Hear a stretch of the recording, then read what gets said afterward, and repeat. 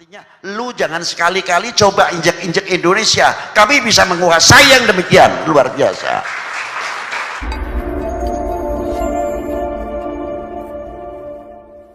Assalamualaikum warahmatullahi wabarakatuh. Waalaikumsalam.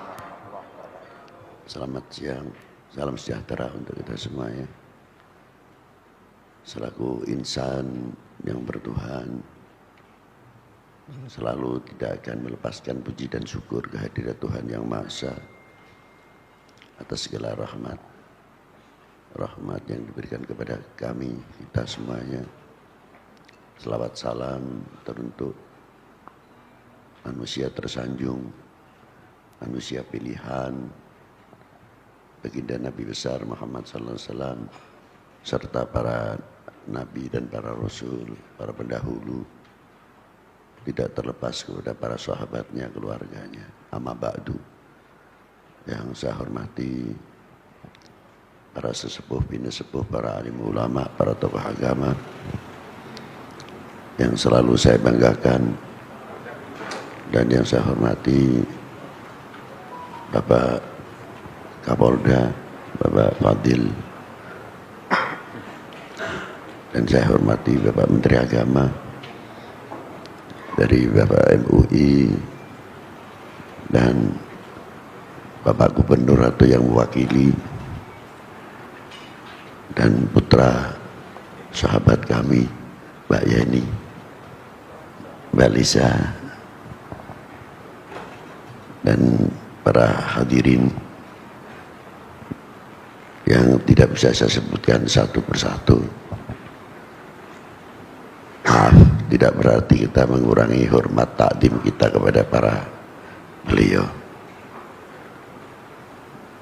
Pada siang hari ini menjadikan satu kebanggaan dan yang luar biasa untuk kita semuanya,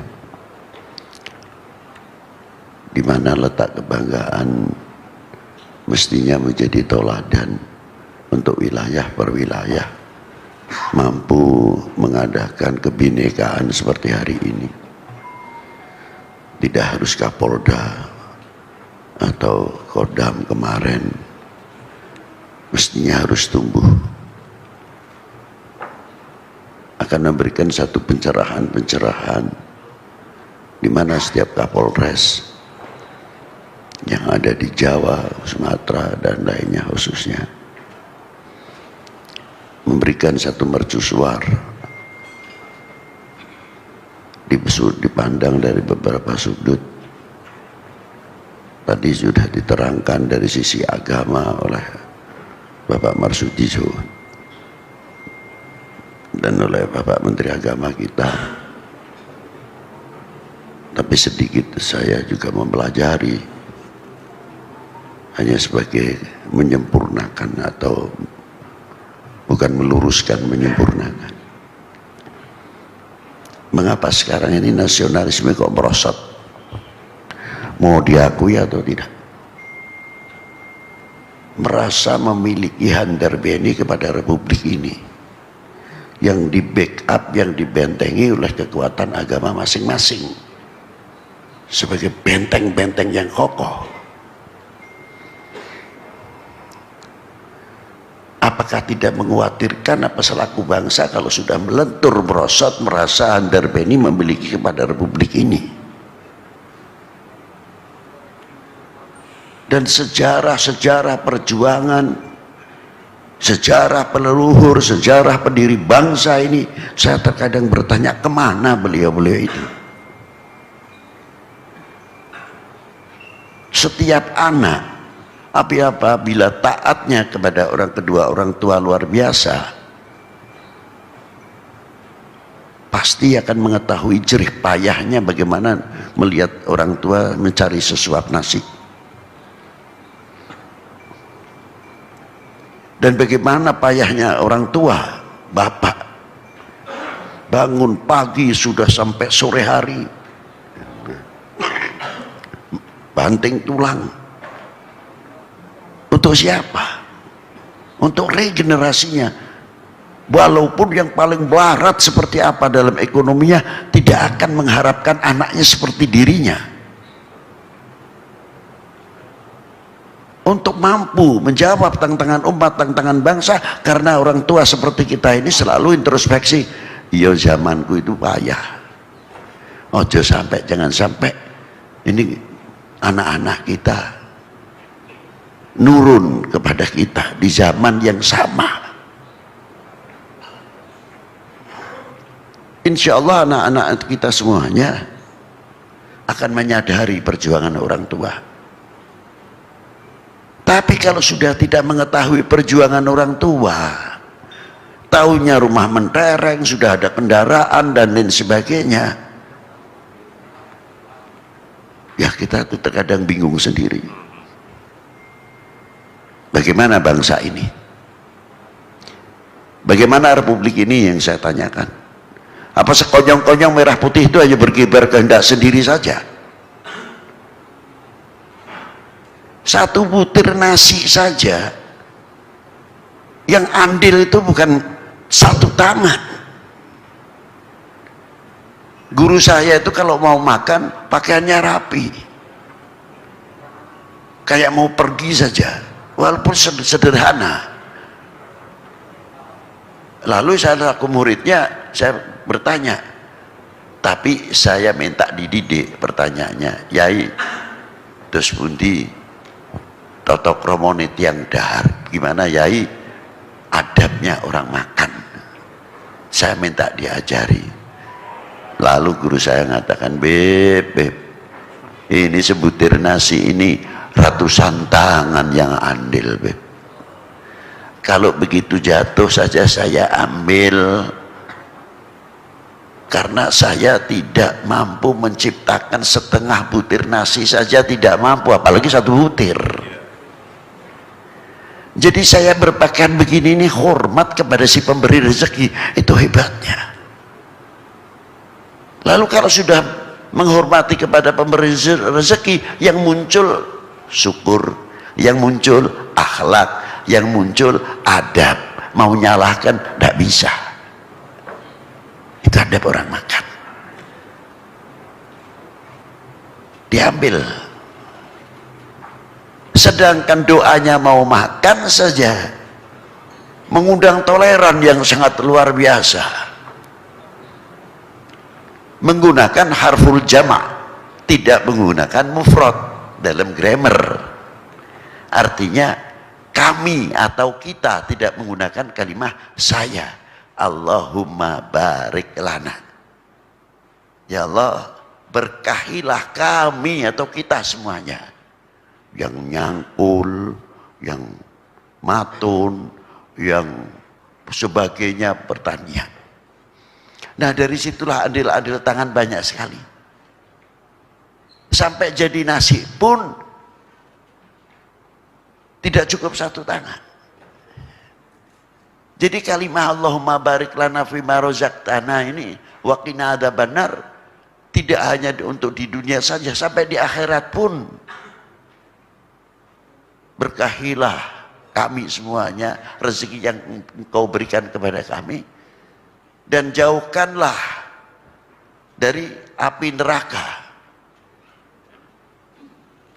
Jangan sampai di dunia ini kita menerima rezeki dari Allah untuk dimanfaatkan yang tidak manfaat. Hidup ini tidak berarti. Itu doa, dalam doa makan saja sudah begitu hebatnya. Bagaimana republik ini, saya mau tanya. Bagaimana agama ini dikira wali-wali itu cuma satu?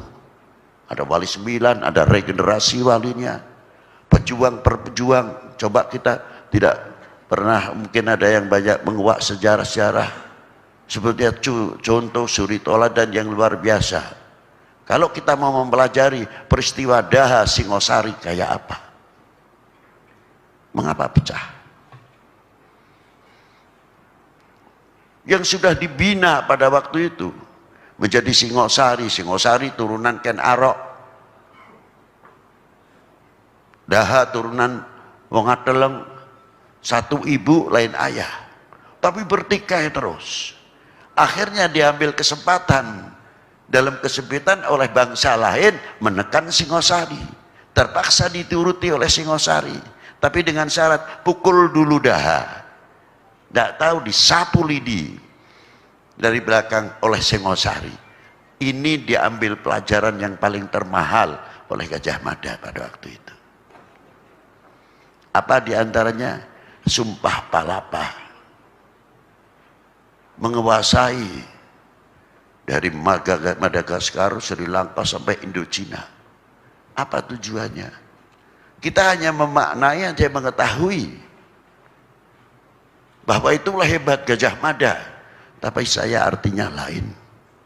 Karena Gajah Mada mempunyai satu sejarah yang luar biasa. Bagaimana pada waktu Singosari diancam oleh luar pada waktu itu. Maaf, jangan diartikan nyindir. Gajah Mada berangkat dengan kata bahasa perilaku, bukan bahasa mulut. Kalau kita terjemahkan, kamu baru nyoba masuk Singosari. Kami telah masuk dari Sri Lanka, Madagaskar sampai Indochina. Artinya, lu jangan sekali-kali coba injek-injek Indonesia. Kami bisa menguasai yang demikian. Luar biasa. Tapi kemana sekarang ini? Kita gembar-gembor kemana sekarang ini?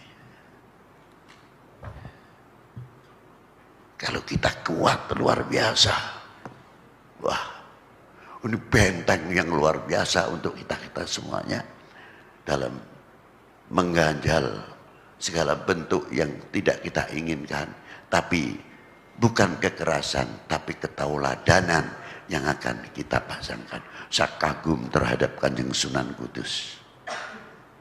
Apa diantaranya? Pada suatu ketika, kalau Idul Adha ini biasanya kita saudara muslim tidak terlepas yang mampu memotong sapi-sapi, kerbau-kerbau, kambing-kambing yang di Timur Tengah unta.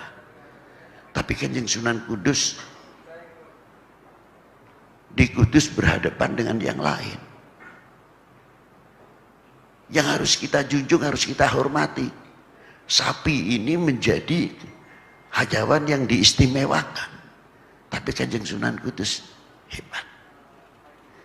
Pidato di Langgar Dalam melarang memotong sapi. Jangan sampai menyentuh, melukai orang lain. Dari situlah Pangeran Poncowati menyerahkan keraton Poncowati yang di Kudus kepada Kanjeng Sunan Kudus. Kerajaannya diserahkan. Kalau saya mungkin, ya otomatis siapa orang yang ingin duduk di kursi, tidak ingin duduk di kursi. Tapi apa yang terjadi? Karena Sunan Kudus tahu Demak ada Sultan Abdul Fattah, ada Sultan Trenggono. Setelah itu kami tidak mau berdiri negara dalam negara. Maka bijaksananya Kanjeng Sunan Kudus, kerajaan itu dijadikan masjid Menara Kudus oleh Kanjeng Sunan Kudus. Luar biasa. Ini ketauladanan. Setelah terakhir, saya terkadang kalau ditanya, Beb, apa sih istimewanya ziarah Wali 9? Apa karomahnya, apa barokahnya? Terlalu tinggilah. Terlalu tinggi. Cuma saya kagum, kalau saya ziarah Wali 9, modal utamanya adalah malu. Loh gimana malu, Beb? Ya bagaimana tidak? Wali 9 itu sampai sekarang dari mulai Jawa Timur ke Banten khususnya sudah meninggal 400 tahun yang lalu bahkan lebih, masih mampu membuat ekonomi kerakyatan. Setiap Wali 9 itu kuburannya mesti rame. Saya tidak mau iktikot hatinya orang syirik atau tidak, itu bukan urusan saya.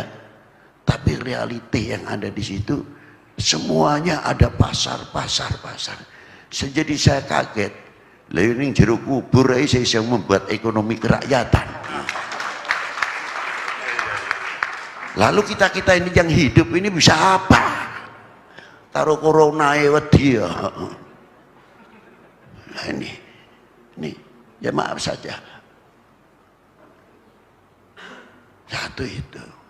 Apalagi di Syarif Hidayatullah itu kalau saya ziarah ke sana, saya malu betul.